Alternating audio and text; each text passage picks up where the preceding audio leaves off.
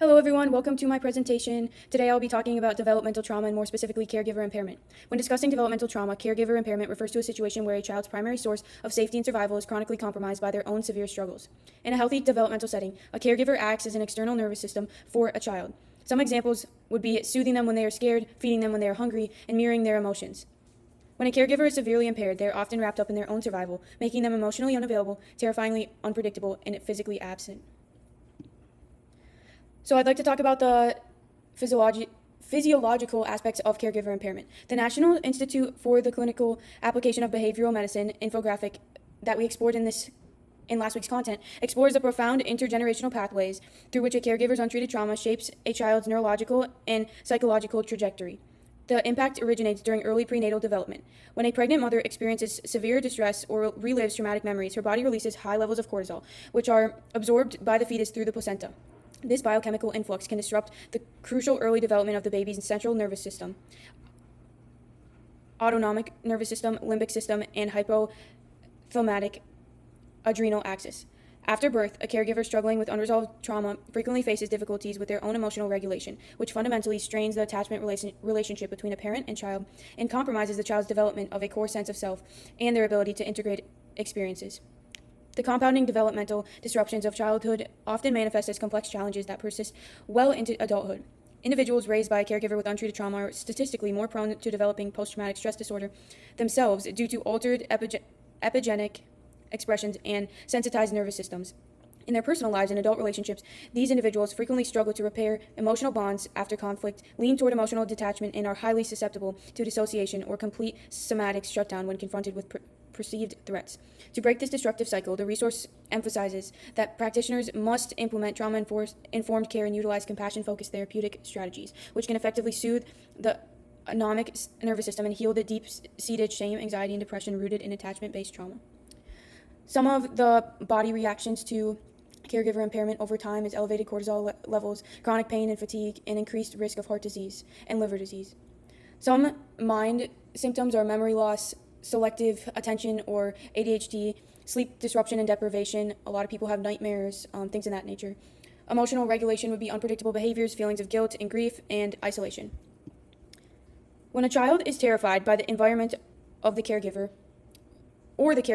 their survival instinct screams at them to run to their safe zone, which is their parent. But if the parent is the source of fear or is incapable of helping, the child's nervous system short circuits and there's nowhere to go. To survive this inescapable stress, the child's brain often relies heavily on dissociation, which means to detach from reality and become numb. Trauma can impact the brain in many ways. It can transform the way our brain operates altogether. Trauma can cause us to have difficulty concentrating, feeling safe, calming down, sleeping, and managing emotions. Trauma can impact our memory in 4 areas of the brain. First, the somatic memory, which is associated with the temporal lobe and inferior parietal cortex, which gathers information from other areas of the brain to develop somatic memory. Second, the episodic memory, which is associated with the hippocampus and is in charge of developing and recalling episodic memory.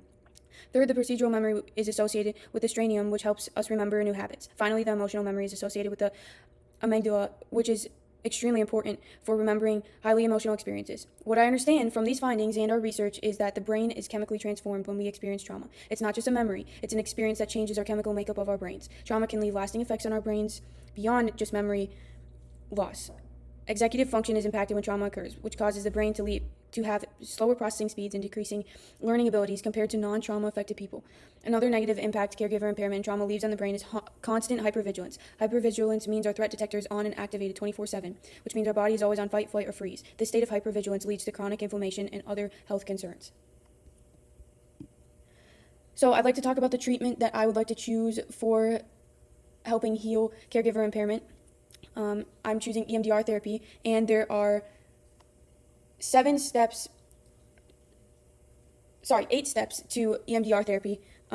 So the first phase is history taking and treatment planning. The therapist gathers background information, identifies your presenting concerns, and targets specific traumatic memories or distressing events that they will focus on. Then it's preparation. Your therapist explains the EMDR process, establishes therapeutic alliance, and teaches you grounding and emotional regulation techniques to cope with distressing feelings that may arise during or between sessions.